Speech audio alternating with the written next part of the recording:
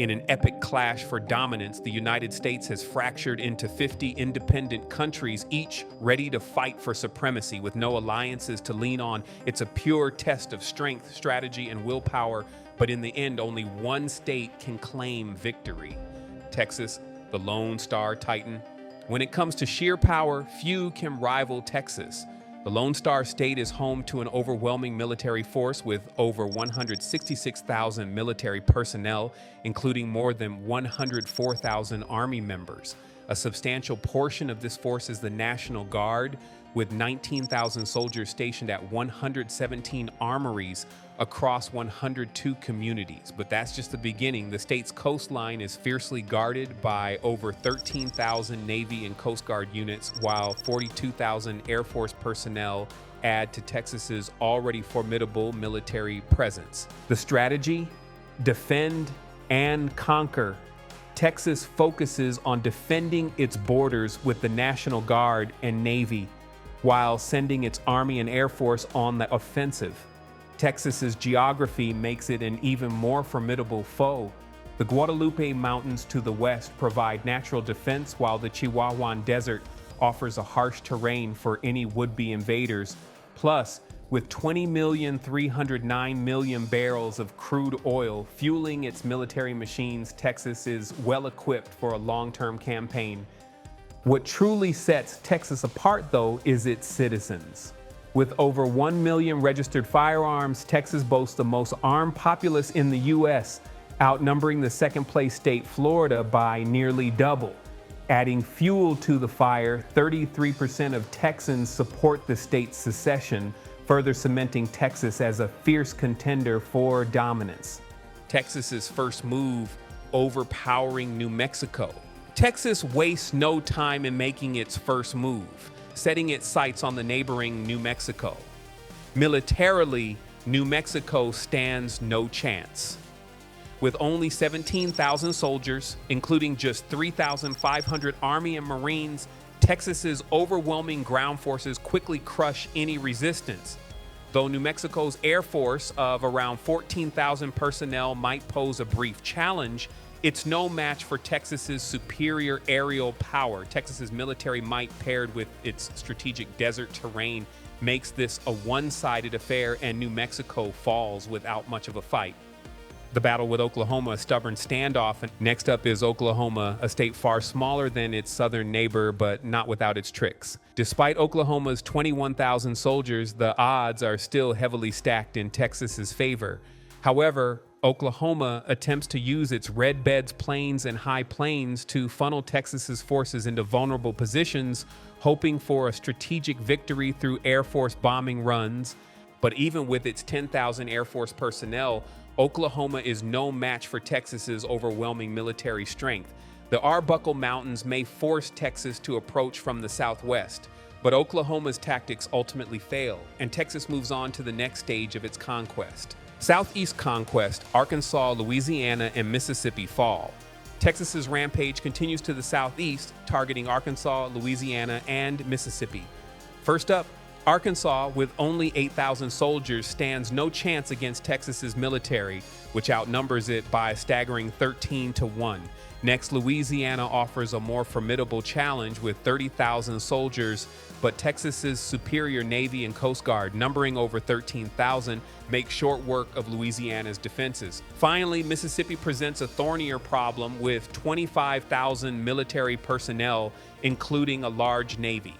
However, Texas's superior Army and Air Force eventually overwhelm Mississippi's forces, and the state falls despite a valiant fight. 5 states down, Texas consolidates its gains, preparing for the next phase of its campaign. The rising threat, California. In the West, California is quickly amassing its own powerful military forces, home to 213,600 soldiers and the formidable Pacific Fleet. California stands as a true titan in this battle, with 34,600 Army soldiers, 61,500 Marines, and 29,100 Air Force personnel. California's sheer numbers rival Texas's, but it's the Pacific Fleet, including 82,900 sailors, that sets California apart. With its naval superiority, California turns its attention to Hawaii, an isolated state that's watched Texas's rampage from afar. But as Texas has shown, geography and military strength are the keys to victory. The battle for the West is about to heat up. The battle for dominance. Who will prevail? As Texas continues its conquest, the battlefield grows increasingly tense. The Lone Star State's initial dominance is clear, but California's rise in the West presents a formidable challenge. With Hawaii already on the horizon and other states consolidating their forces, the ultimate showdown for supremacy is still to come. The rise of California, the Pacific power, and as Texas consolidates its territorial gains, the battle on the West Coast heats up. California, with its vast military presence, launches its own campaign. The state's military, comprising 213,600 soldiers, is the largest in the U.S. With key assets like the Pacific Fleet, California quickly moves to assert dominance, starting with the island state of Hawaii. Hawaii had hoped to stay out of the conflict, relying on its isolation to avoid direct confrontations. However, California's superior naval force, led by the Pacific Fleet, renders Hawaii defenseless. The fleet's missile strikes and air support from the USS Nimitz soon overwhelmed the island defenses, securing California's first major victory in this all-out war. The Mojave Desert, California's desert victory. Next, California shifts its attention to Nevada. While Nevada's military presence is minimal, just 4,800 personnel, California's force is overwhelming. The challenge of the Mojave Desert, which lies between them, does little to slow down the march of California's army. Supported by relentless airstrikes, California easily takes control of Nevada, demonstrating how air power can support rapid ground advances. Oregon's fall, California's aerial supremacy. California's strategy of combining air and naval dominance proves effective as it moves northward to Oregon. The state's military, 32,600 strong, stands no chance against the California forces. With the Pacific Fleet's help, California secures victory with minimal ground engagement, further cementing its power. The final showdown, a new era of warfare. With the eastern states falling one by one and the West engaged in fierce battles, the stage is set for the final confrontation.